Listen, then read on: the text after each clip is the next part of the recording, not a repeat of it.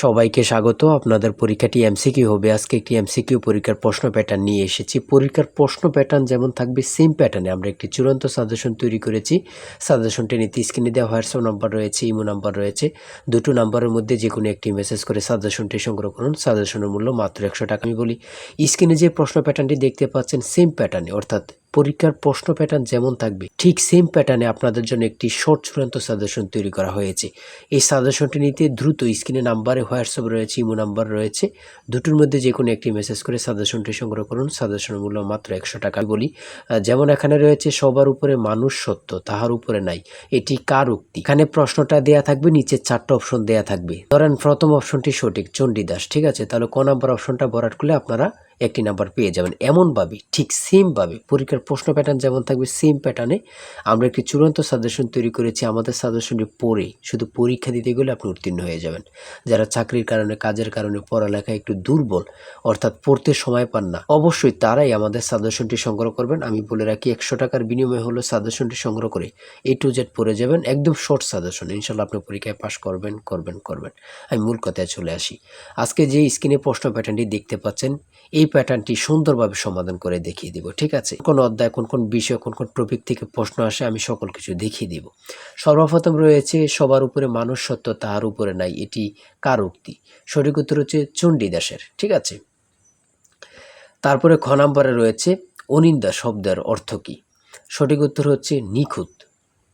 তারপরে 3 নম্বরে রয়েছে সাগরকোনা বাংলাদেশের কোন এলাকার ভৌগোলিক নাম? খুবই গুরুত্বপূর্ণ, কত পরীক্ষায় যে আসছে সেটা আল্লাহ ছাড়া কেউ জানে না। হ্যাঁ, মুক্তিযুদ্ধ চলাকালে বাংলাদেশকে কয়টি সেক্টরে ভাগ করা হয়েছে?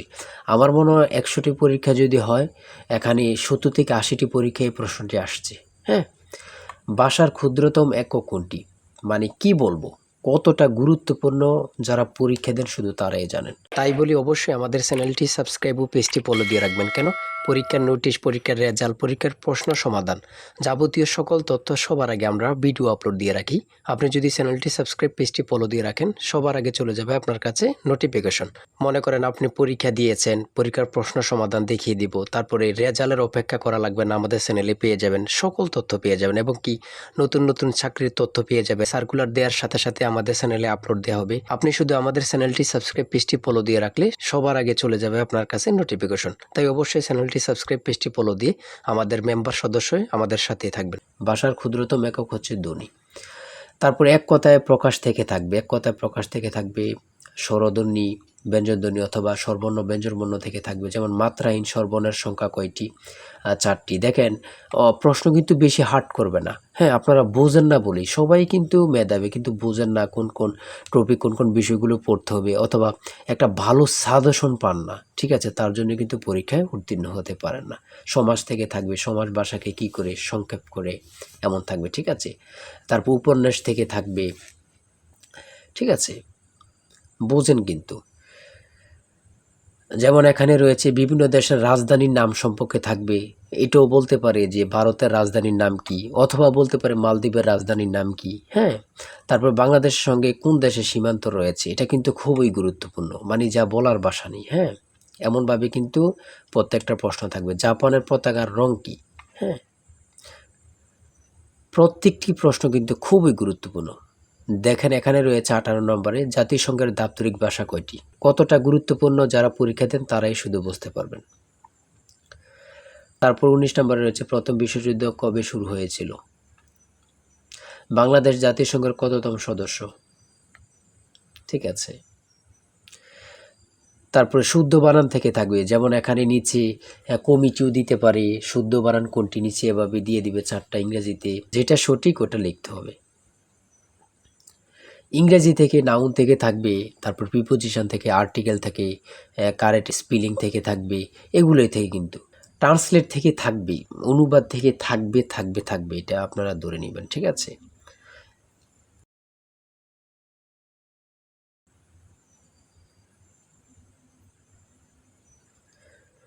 তারপরে এখানে 30 নম্বর রয়েছে which word is an adjective? সঠিক উত্তর হচ্ছে ক, অর্গানিক। সহজ সহজ প্রশ্ন থাকবে কিন্তু, হ্যাঁ, আপনারা অনেকে বোঝেন না বলে কিন্তু পরীক্ষায় ফেল করে যান। তারপরে 38 নম্বরে রয়েছে বাংলা ভাষা ও সাহিত্যের আদি নিদর্শন কোনটি? কত চাকরি পরীক্ষা যে আসছে হিসাব নেই, শুধু এটাই বলবো।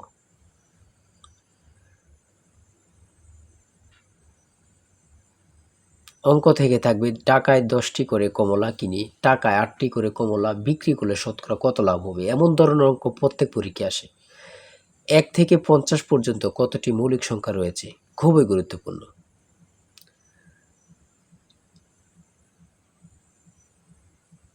ধারা থেকে অঙ্ক থাকবে, হ্যাঁ।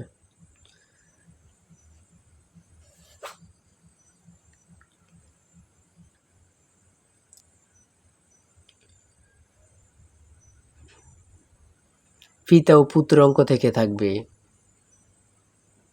জ্যামিতি থেকে অবশ্যই থাকবে, হ্যাঁ। যেমন এখানে একটি প্রশ্ন দিয়েছে 1 মিটার সমান কত ইঞ্চি, অনেক পরীক্ষায় আসে এই প্রশ্নটি।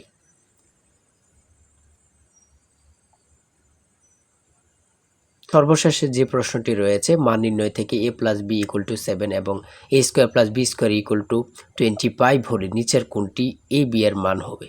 ঠিক আছে, এখানে হচ্ছে 12, হ্যাঁ। এটা কিন্তু সহজ অঙ্ক, হ্যাঁ। আপনারা অনেকেই জানেন, অনেকেই জানেন না। তাই বলে রাখি এতটুকুই, এমসিকিউ পরীক্ষার প্রশ্ন প্যাটার্ন এতটুকুই কিন্তু, হ্যাঁ। আপনারা বুঝলে কিন্তু একদম ইজি। যারা এই পরীক্ষায় টিকতে চান আমি অবশ্যই বলি প্রত্যেকে আমাদের সাজেশনটি সংগ্রহ করেন, ইনশাল্লাহ আপনারা পরীক্ষায় পাস করবেন। আজকের ভিডিও এই পর্যন্তই। সবাই ভালো থাকবেন, সুস্থ থাকবেন। আল্লাহ হাফিজ।